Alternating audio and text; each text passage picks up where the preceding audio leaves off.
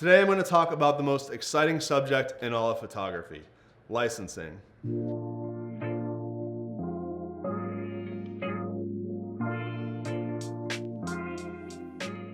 I've studied photography since 2005 when I first started out as a professional photographer, and I have a pretty solid understanding of how licensing works, and I thought you all might be interested in hearing this information.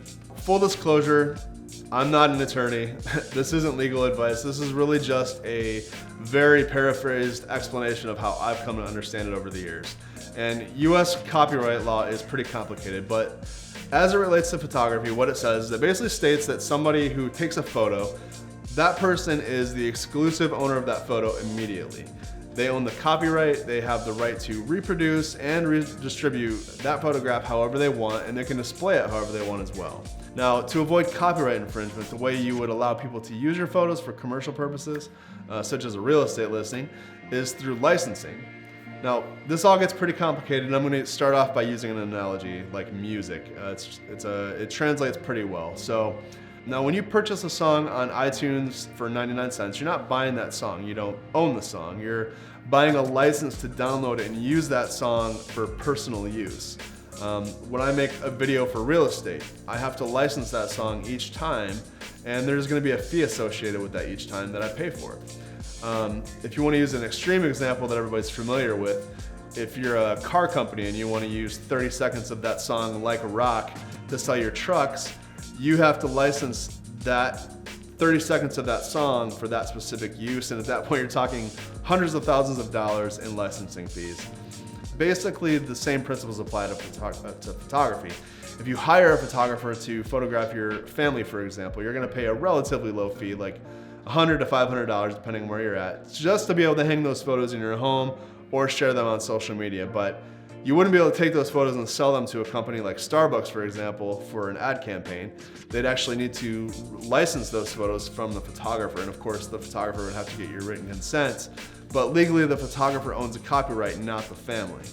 When it comes to real estate photography, it's very similar, and it really all boils down to the amount of images and the use or distribution, and ultimately the value of those images or the potential return on investment of those images.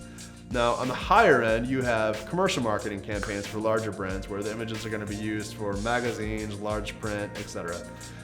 Typically, those shoots are thousands to tens of thousands of dollars depending on the photographer and the distribution. In most cases, you're looking at tens or hundreds of thousands, if not millions, for the return on investment of those images, which is why there's a higher rate for photographers and their shoot fee and their licensing. Now, if we go down a notch to, say, a residential designer or a builder or an architect, the licensing fees associated with that are often determined by the amount of images and their use. Typically, only a handful of images might be needed, and it's going to be for social media, website, and possibly some print ads.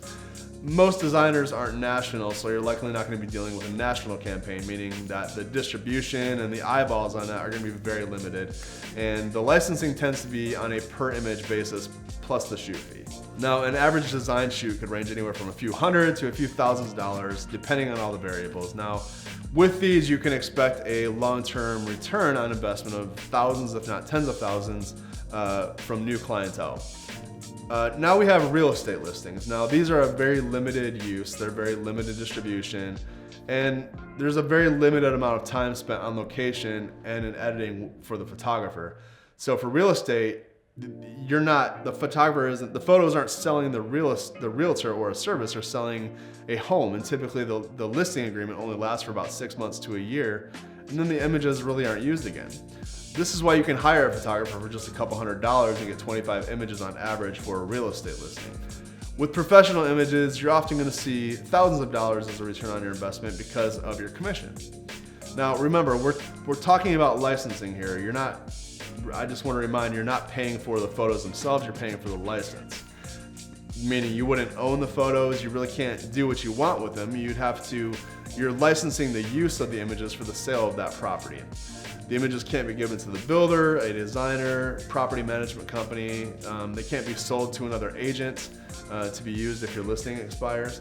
All of those things would legally be considered copyright infringement, and those images would actually need to be relicensed through your photographer, and there's typically a cost associated with that.